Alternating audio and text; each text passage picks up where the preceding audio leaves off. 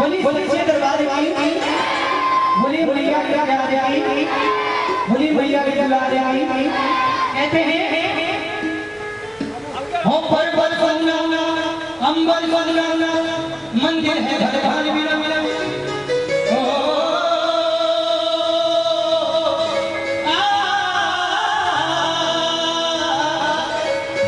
हो पर्वत बनना अंबर बनना मंदिर है घर घर मिला और कोई बात बात के पर बनना जैसे चला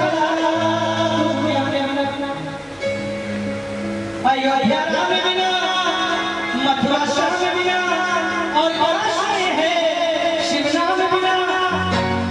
मेरे भगवान ने मैं सुनी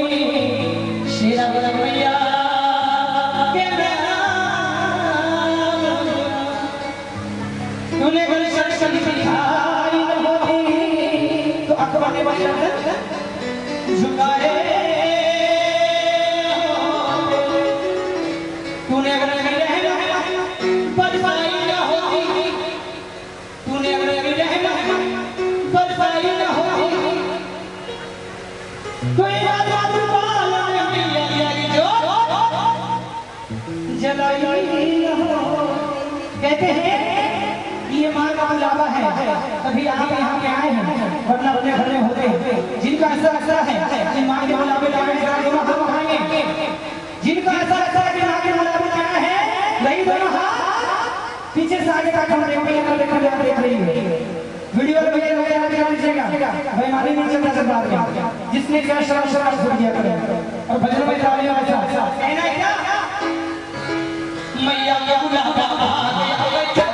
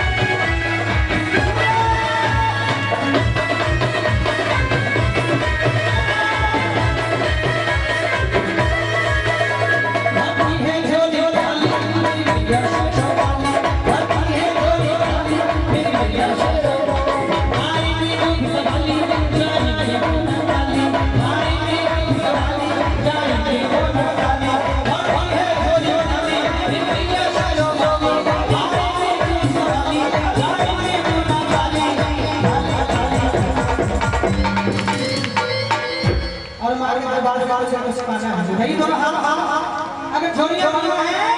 जरा दोनों हाँ आएंगे इधर वाले भाग लो क्या भी यार कोई दिक्कत है नहीं दोनों हाँ भजनों में गालिए और कहना क्या डर डर चल चल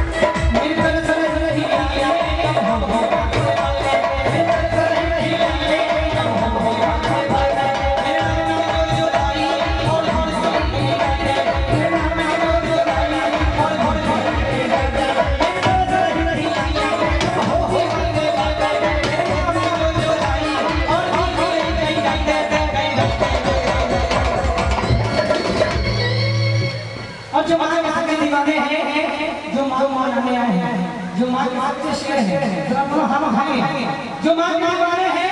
एक बार जोर से बोलिए हाँ जी अगर माँ के दीवाने हैं तो जोर से बोलिए हाँ जी माँ के दीवाने हैं और जोर से माँ के दीवाने हैं और जोर से माँ के दीवाने हैं चलिए इधर वाले माँ के दीवाने अगर जितनी भी हैं माँ के दीवाने जरा बोलो